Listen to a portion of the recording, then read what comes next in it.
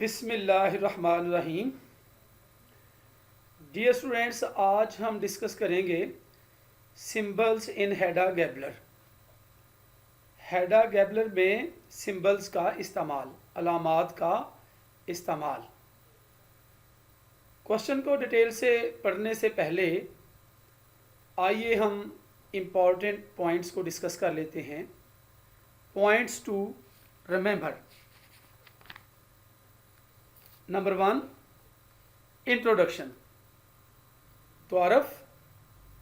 Number 2, the dark sombre colours of the drawing room, बैठक के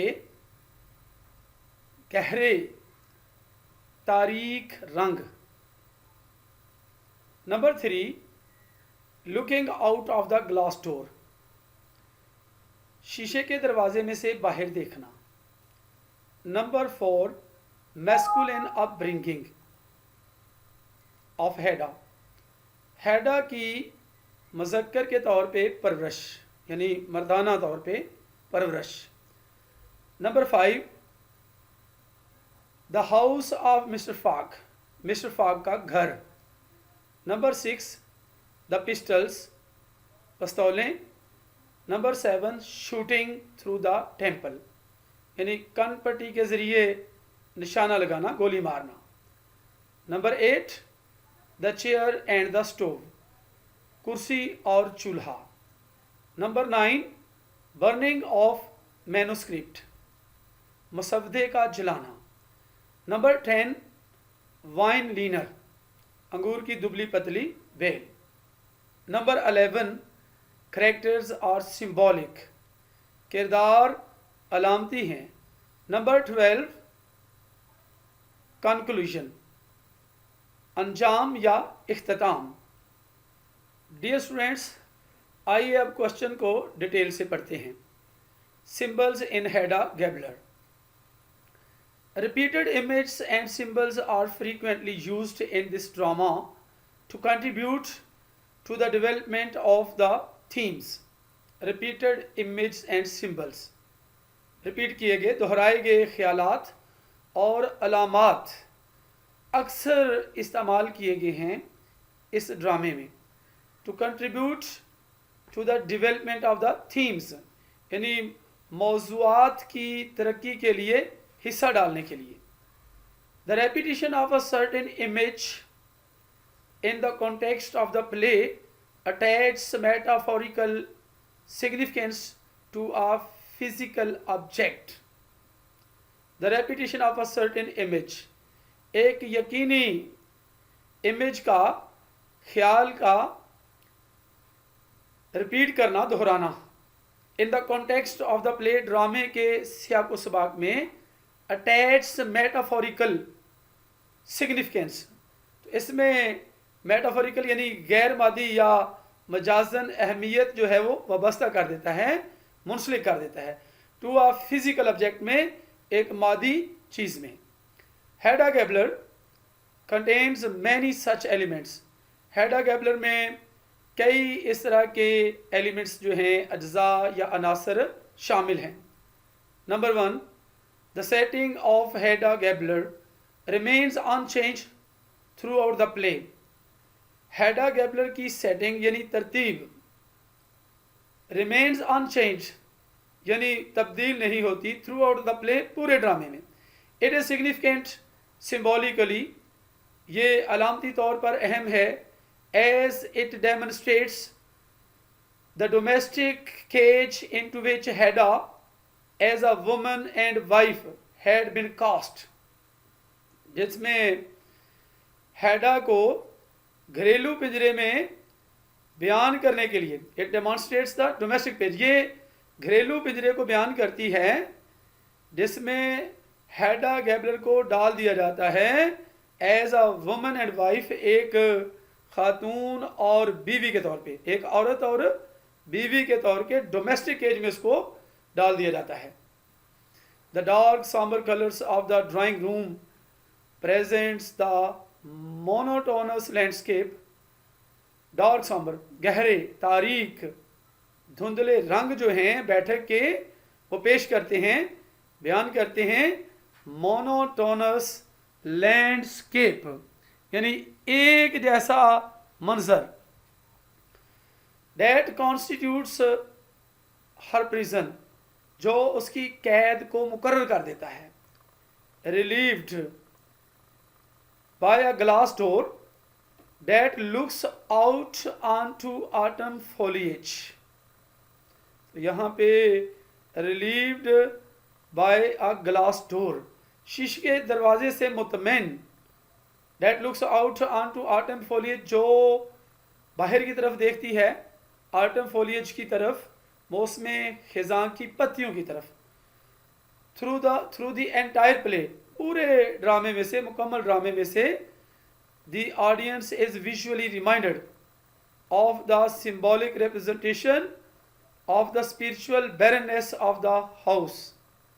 तो सामीन को बसरी तौर पे याद दिलाया जाता है of the symbolic representation, अलामती तौर पर पेश करना, of the spiritual barrenness, रूहानी बंजरपन को, of the house, घर की, which opens out to deteriorating life, which opens out, जो खुलता है, to deteriorating life, जिंदगी को ख़राब करते हुए, all yellow and withered, तमाम का तमाम जर्द और मुरझाया हुआ, nearing the season of death, मौत के मौसम के करीब, this casts ominous overtones, this casts, ये डालता है एक मनहूस किस्म का मफहूम, on the characters in this setting, characters पर, किरदारों पर, in this setting, इस तरतीब में। Number 2, her frustration at her powerlessness and dependence on Tesman is best represented by the repeated image of her looking out of the glass door। Her frustration, तो यहाँ पे उसकी मायूसी जो है वो एट हर पावरलेसनेस पर, उसकी बेबसी पर, एंड डिपेंडेंस ऑन टेस्मन, और टेस्मन पर जो उसका इख्तियार है, इज बेस्ट रिप्रेजेंटेड, बेहतरीन तरीके में बयान किया गया है, by the repeated image of her, repeat करते हुए, दोहराते हुए उस इमेज को, उस अक्स को, उस ख्याल को, of her looking out of the glass door, शीशे के दरवाजे में से उसके बाहर देखने को। The glass door in itself is an easily breakable barrier between her entrapment and the outside world। glass door, शीशे का दरवाज़ा जो है, in itself, बजाते खुद, is an easily breakable barrier, आसानी से टूटने वाली रोक है, रुकावट है, between her entrapment, उसके फंसाने, एंड दी आउटसाइड वर्ल्ड, और बाहर की दुनिया के दरमियान शीशे का दरवाज़ा जो है वो आसानी से टूटने वाली रुकावट है। शी लॉन्ग्स फॉर फ्रीडम, वो आज़ादी की ख्वाहिश करती है, to catch a glimpse of a world that wasn't allowed to know about, to catch a glimpse, एक झलक देखने के लिए, ऑफ अ वर्ल्ड, उस दुनिया की, that wasn't allowed to know about, जिसके बारे में उसे जानने की इजाज़त नहीं थी। But this transparent barrier confines Hedda, लेकिन ये साफ शफाफ किस्म की रुकावट जो है वो हेडा को कैद कर देती है। The image of her walking nervously across the enclosed drawing room, the image of her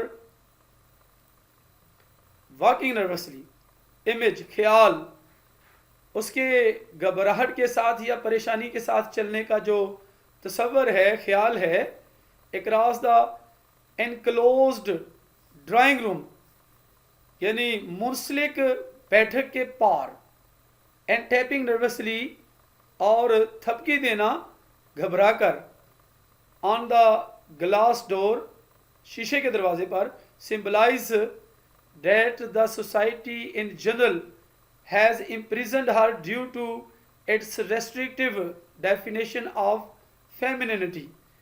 यानी शीशे के दरवाजे पर थपकी देना जो है वो घबराहट से थपकी देना जो है सिंबलाइज अलामत है that the society in general कि आम तौर पर मुआशरा जो है हैज़ इम्प्रिजन, उसको कैद करके रख दिया है due to its restrictive definition, यानी अपनी रोकने वाली तारीफ के साथ ऑफ फेमिनिटी, नस्वानियत की, यानी ख़वातीन की, औरतों को, यानी कि उस सोसाइटी का असूल था कि ख़वातीन को घर से बाहर निकलने की इजाज़त नहीं थी, लिहाजा ख़वातीन किसी काम काज को अपने पेशे के तौर पे इख्तियार नहीं कर सकती थी, उन्हें ज़्यादातर वक़्त अपने घर में ही रहना पड़ता था।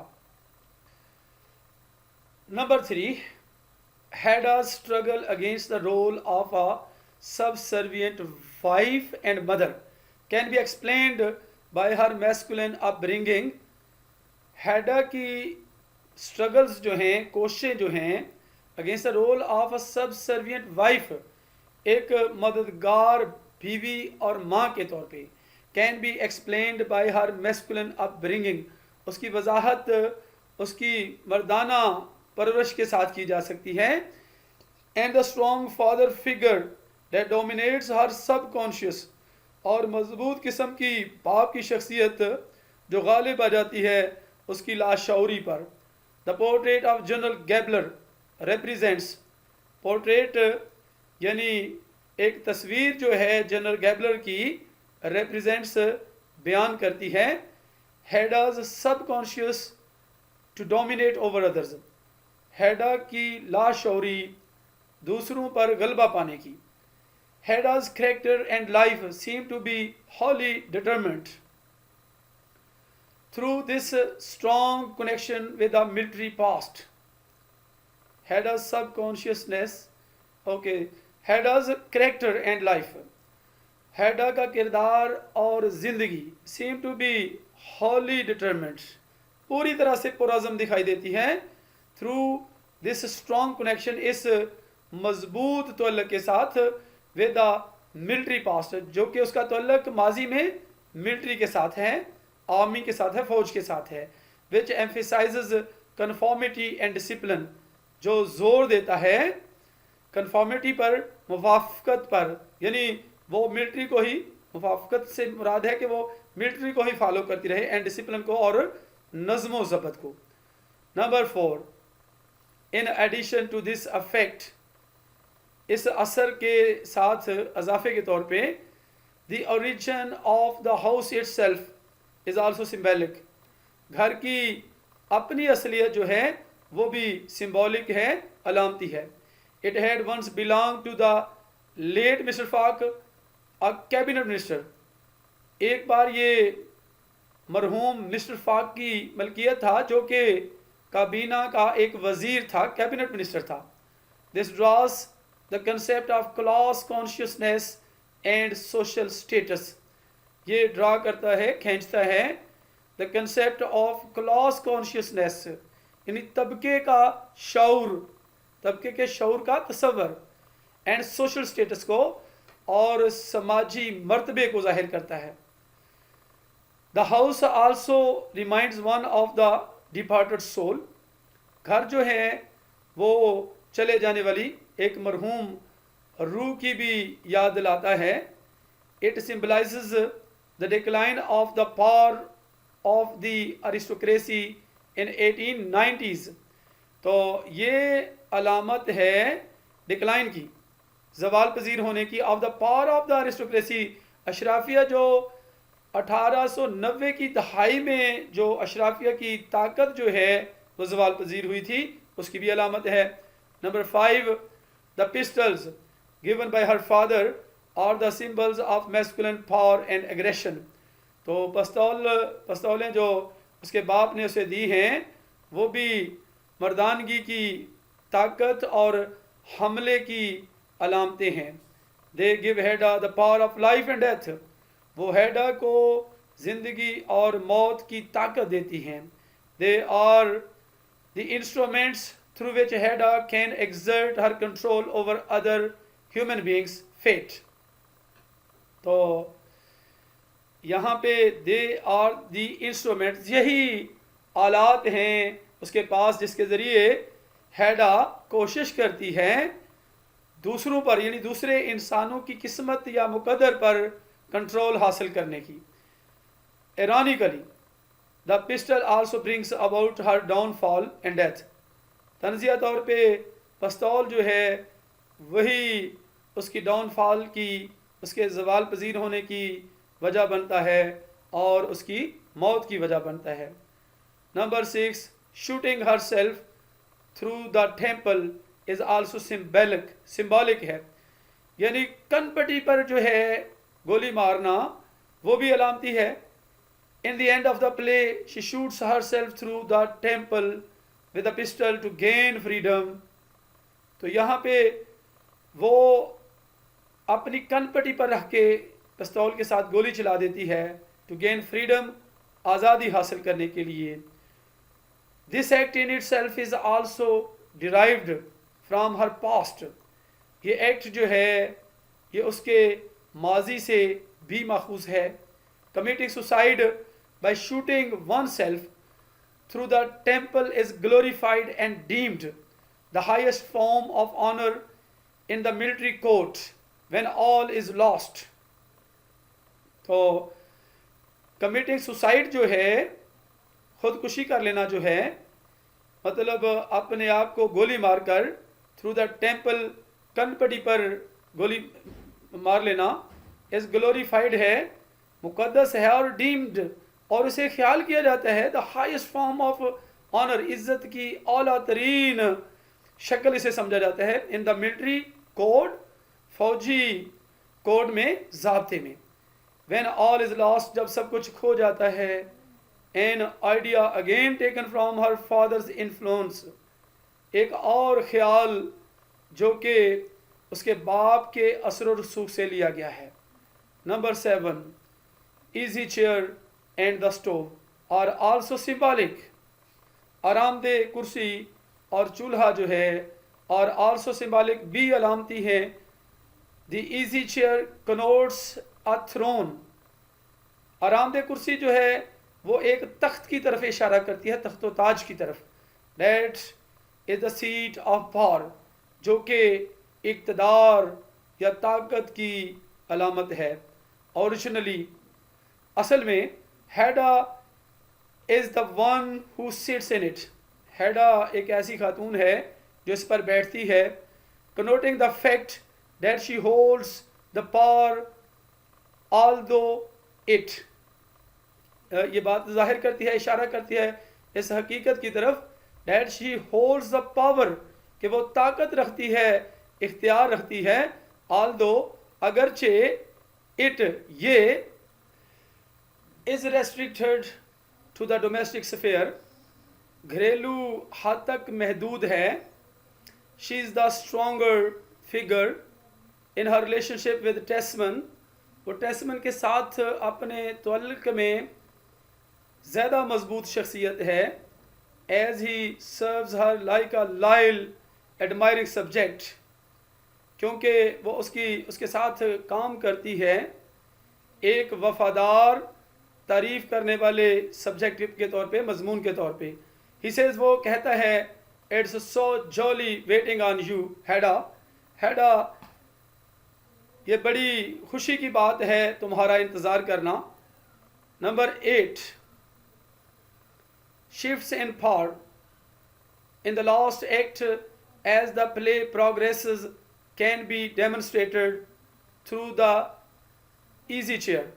Shifts in power, इख्तियार या ताकत में जो तब्दीली है, in the last act में, आखिरी एक्ट में, as the play progresses, जब ड्रामा आगे बढ़ता है, can be demonstrated through the easy chair, आरामदेह कुर्सी के ज़रिए उसको बयान किया जा सकता है।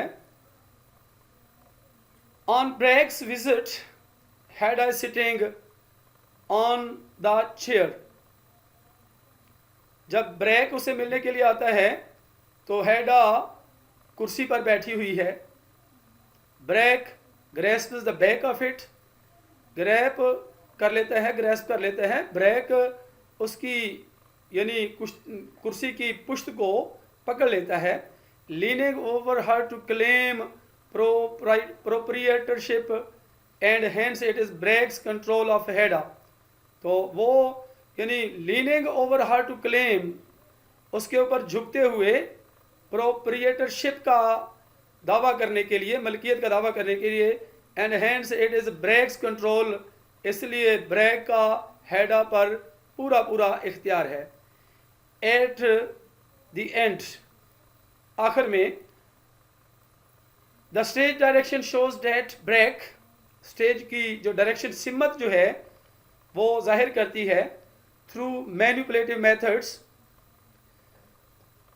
सुलझाने के तरीकों के ज़रिए, has seized the throne and holds power over Hedda, has seized कि पकड़ लिया है थ्रोन को, तख्तो ताज को, and holds power over Hedda, और हेडा पर पावर या इख्तियार हासिल कर लेता है। Deposed and powerless Hedda is driven to suicide.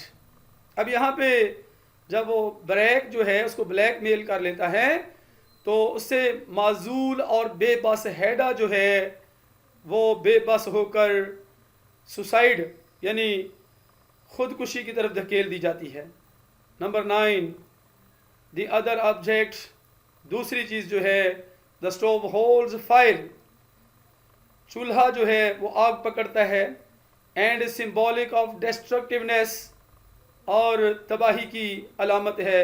A character trait most associated with Hedda, किरदार की एक ऐसी खसूसियत जिसका बहुत ज़्यादा तअल्लुक है, जो कि वाबस्ता है विद हेडा, हेडा के साथ।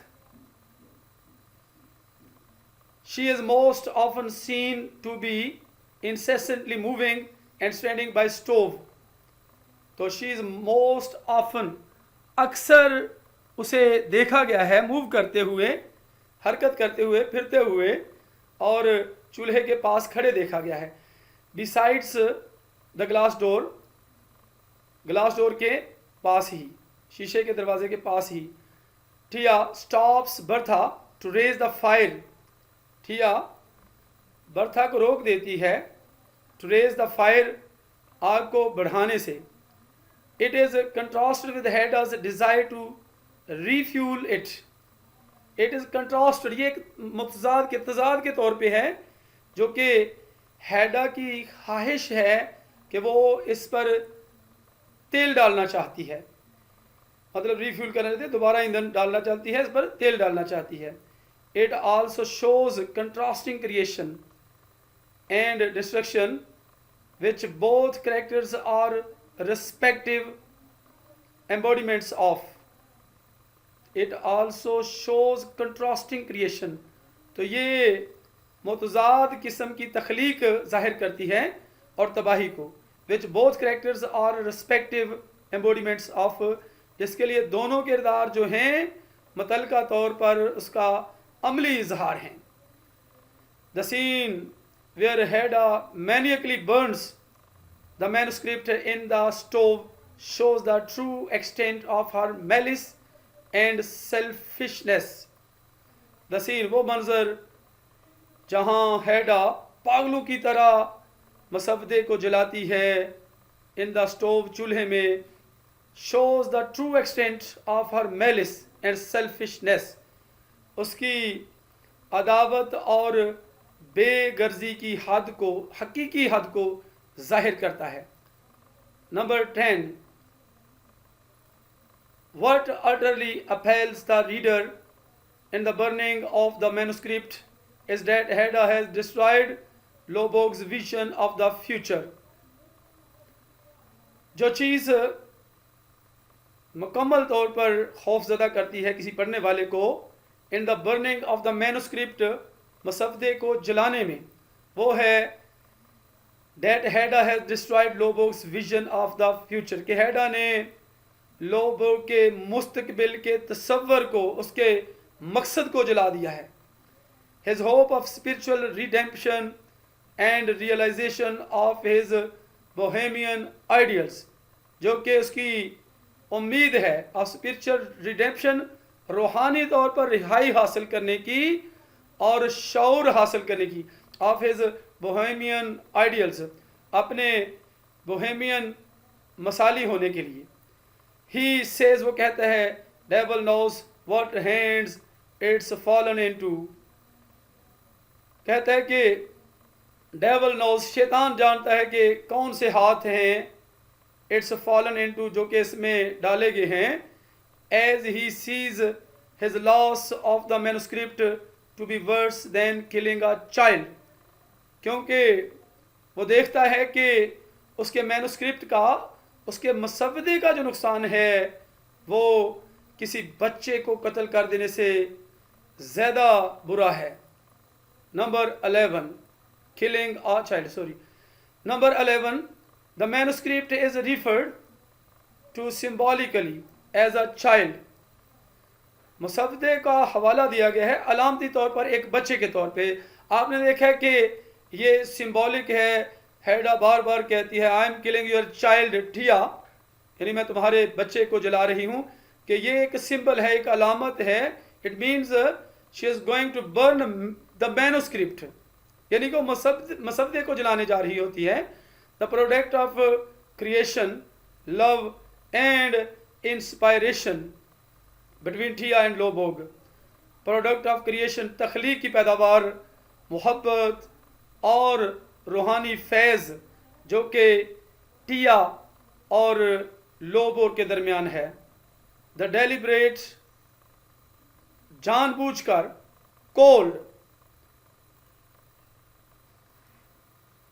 cold blooded murder of a child is inexcusable despite the social repression of her independence and sterility of her spirit which have led her to such a crime. सर्द खून वाले कत्ल of a child, एक बच्चे का, cold bladder यानी जालमाना तौर पे, कोल्ड ब्लडर सर्द खून वाला मीन्स जालमाना कत्ल, इज इनएक्सक्यूजेबल, नाकाबिले मुआफ़ी है, डिस्पाइट द सोशल रिप्रेशन, समाजी सख्ती के बावजूद, ऑफ हर इंडिपेंडेंस, उसकी आज़ादी, and sterility of her spirit, और उसके स्पिरिट, उसके जज्बे के बंजरपन की वजह से, which have led her to such a crime, जो उसे ऐसे जुर्म की तरफ ले जा चुका है। Number 12, the fact that Hedda's hair is not noticeably abundant, हकीकत कि हेडा के बाल जो हैं नुमायां तौर पर कसरत से नहीं हैं, signifies her lack of spiritual substance, signify है, अलामत है, इशारा करता है, her lack of spiritual substance, उसके रूहानी जौहर की कमी की, her incapability to experience the depth of emotion responsibility, her incapability, उसकी नाअहली, to experience the depth of emotion responsibility, जज्बे की जिम्मेदारी की गहराई के तजर्बे की नाअहली है, स्पेशली पर्टेनिंग टू मदरहुड, ख़ास तौर पर जिसका तअल्लुक़ माँ बनने से है। On the other hand, Thea is a woman very much in touch with her feminine site,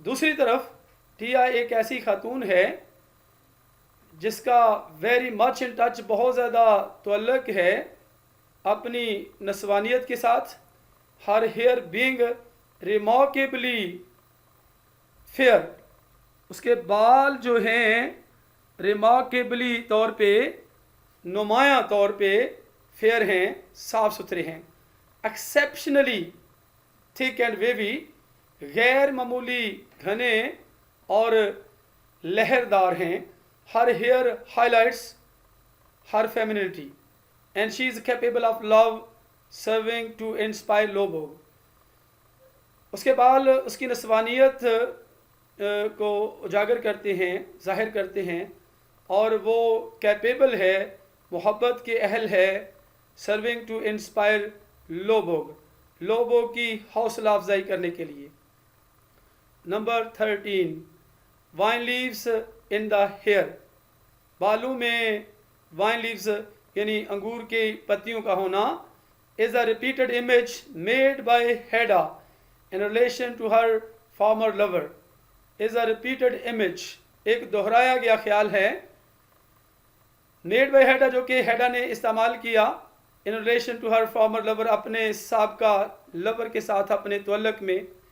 it is a symbol of victory, ये फतह की अलामत है, कामयाबी की अलामत है, हीरोइज्म बहादुरी एंड कॉन्क्वेस्ट, और फतह की अलामत है या कामयाबी की अलामत है।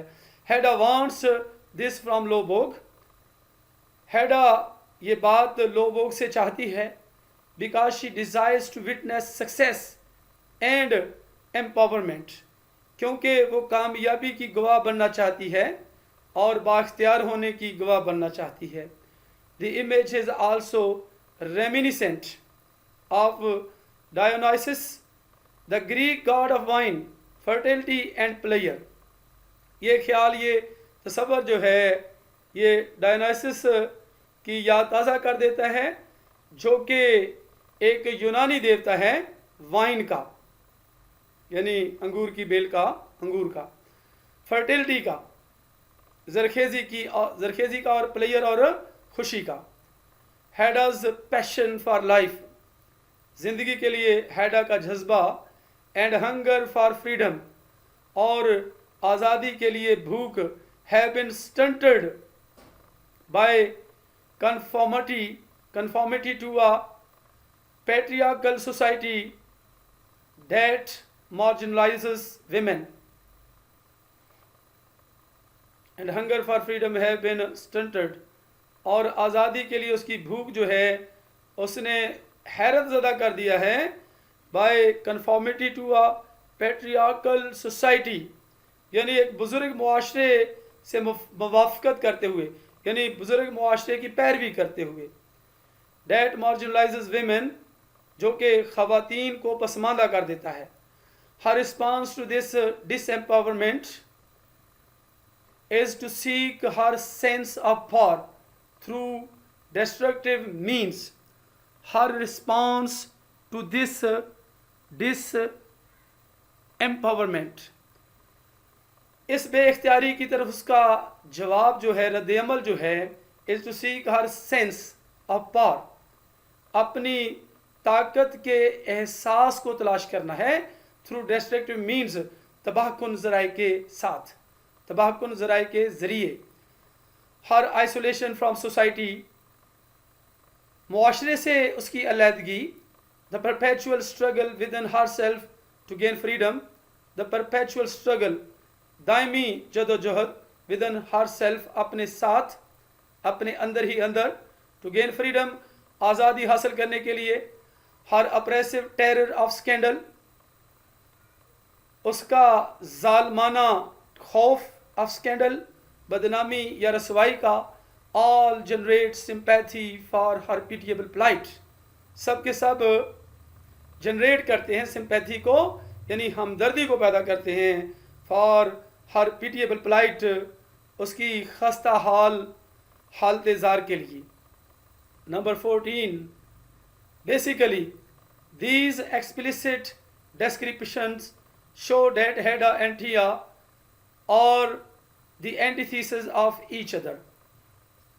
बुनियादी तौर पर ये तफसील जो है बयान करती है, शो डेट हेडा एंड थिया, जाहिर करने के लिए कि हेडा और थिया और the antithesis of each other, एक दूसरे के बरक्स हैं, मुतजाद हैं। Both characters are composed of contradictions, दोनों किरदार कंपोज्ड ऑफ, मुश्तमिल हैं कंट्राडिक्शंस पर, तजादात पर। Though Hedda is obviously the stronger of the two, अगरचे हेडा उन दोनों में से वाज़े तौर पर ज़्यादा मजबूत है। As she forcefully pushes, pulls and corners Thea into difficult situations, क्योंकि हैडा जो है वो मुअस्सर तौर पर टिया को धकेलती है, खींचती है, कोने में लगा देती है, इनटू डिफ़िकल्ट सिचुएशंस में, मुश्किल सूरत अहवाल में. Yet she paradoxically admits that she is covered at heart. अलबत्ता वो हैरत अंगेज़ तौर पर इस बात को तस्लीम करती है कि वो दिली तौर पर बुज़दिल है. This indicates, ये बात ज़ाहिर करती है, that it is, कि ये है, because of the fear of scandal, ऐसा बदनामी के खौफ की वजह से है, that dictates her life, जो उसकी ज़िंदगी पर हुक्म चलाता है, that she has sought to control someone else's life to satiate her need for revenge against society. That she has sought to control someone else's life, कि उसने किसी दूसरे की ज़िंदगी पर काबू पाने के लिए तलाश किया है, to satiate her need, अपनी ज़रूरत की तस्कीन करने के लिए, for revenge against society, मुआशरे के खिलाफ बदला लेने के लिए. Thea on the other hand, दूसरी तरफ Thea, though shown to be weaker than Hedda, has demonstrated great bravery in defying society by living a loveless miserable marriage. Thea ने दूसरी तरफ क्या किया है, अगरचे उसको हेडा की निस्बत ज़्यादा कमज़ोर जाहिर किया गया है, उसने मुजाहरा किया है ग्रेट ब्रेवरी, बड़ी बहादुरी का, इन डिफाइंग सोसाइटी, मुआशरे का इनकार करते हुए, bye living a loveless miserable marriage, अपनी बगैर मोहब्बत के शादी, मिजरेबल शादी यानी खस्ता हाल शादी को उसने इनकार करने का उसने बहुत बहादुरी से मुजाहरा किया है. जो कि उसने शादी की हुई थी, उसने सोसाइटी को पीछे छोड़ते हुए उसने फ़ैसला किया है कि वो लोगों के साथ मोहब्बत करेगी. इन दिस एस्पेक्ट, इस पहलू में, इस लिहाज से, she is unconventional in the context of the time, इस लिहाज से वो गैर रस्मी है, यानी वो रवायात को फॉलो करने वाली नहीं है. In the context of the time, उस वक़्त के सियाक व सबाक के हवाले से. द कैरेक्टर ऑफ आंट जोजो इज़ आल्सो सिम्बॉलिक, आंट जोजो का किरदार भी अलामती है. She is the embodiment of the accepted notions and concepts of womanhood in the 19th century. She is the embodiment, वो अमली इजहार है, of the accepted notions, कबूल किए गए नज़रियात का, ख्यालात का, and concepts of womanhood, और ख़ातून होने के तसव्वुरात का, in the 19th century, 19वीं सदी में. शी इज़ अ वुमन, वो एक ऐसी खातून है, हु होली एंड कम्प्लीटली, जो पूरी तरह से और मुकम्मल तौर पर कन्फॉर्म्स टू द लिमिटेड रोल, मुताबिक होती है, टू द लिमिटेड रोल, महदूद किरदार के मुताबिक, imposed upon her by the mail oriented society, मर्दों पर मबनी मुआशरे ने जो उस पर आयद किया है. Aunt Juju does not marry and accepts spinsterhood as her fate, aunt Juju शादी नहीं करती और कंवारा रहने को वो कबूल करती है अपनी किस्मत के तौर पर. She brings up Tesman and also looks after her invalid sister, वो टेस्मन की परवरिश करती है और अपनी बीमार बहन की भी देखभाल करती है. आंट रीना की, she intends to look after more invalids after the death of Rina, वो रीना की वफ़ात के बाद मज़ीद बीमार लोगों की देखभाल करने का इरादा रखती है. She is the most selfless, human and altruistic character who puts up with Hedda's insult without a word of protest or complaint. She is the most selfless, वो इंतहाई बेगर्स, ह्यूमन, नरम दिल और फ़याज़ाना किस्म का किरदार है. Who puts up with Hedda's insult, जो हेडा की बेइज्जती को बर्दाश्त कर लेती है, without a word of protest or complaint, बगैर किसी एहतजाज या शिकायत के किसी लफ्ज़ के साथ। Two female characters aunt Rina and mademoiselle Diana are also symbolic.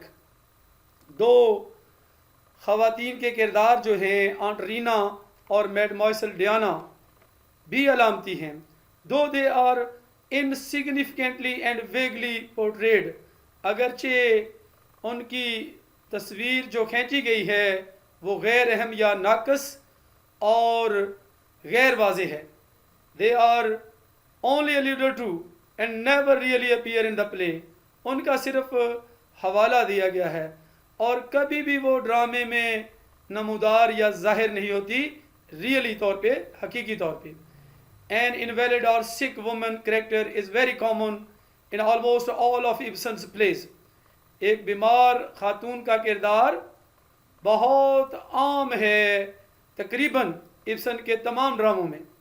This kind of character shows the miserable plight of the old women in his times. इस किस्म का किरदार जो है वो उसके वक्तों की बूढ़ी ख़वातीन की खस्ता हाली की हालत ज़ार को ज़ाहिर करता है।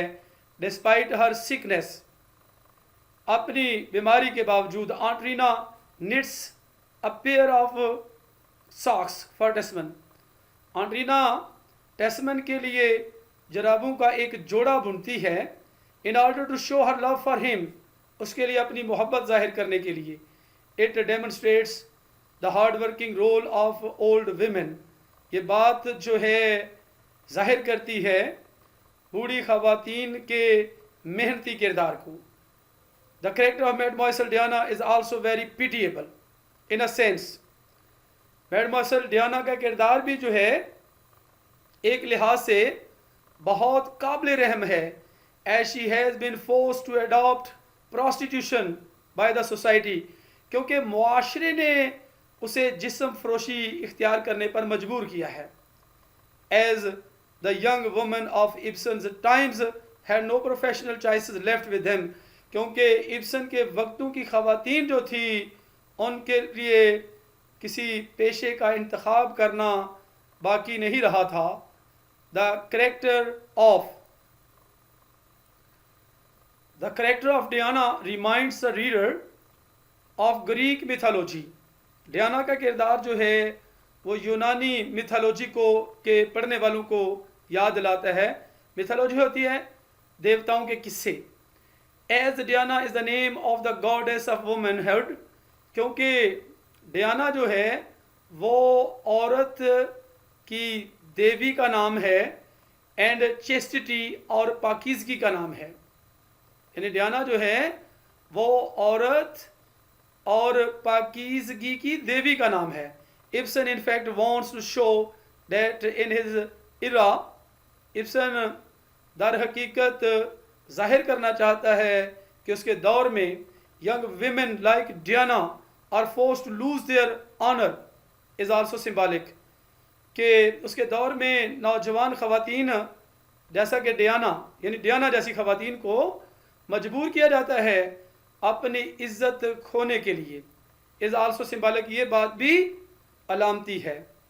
Bertha the house made, Bertha जो कि मुलाजमा है, is a hard working dedicated and loyal nurse.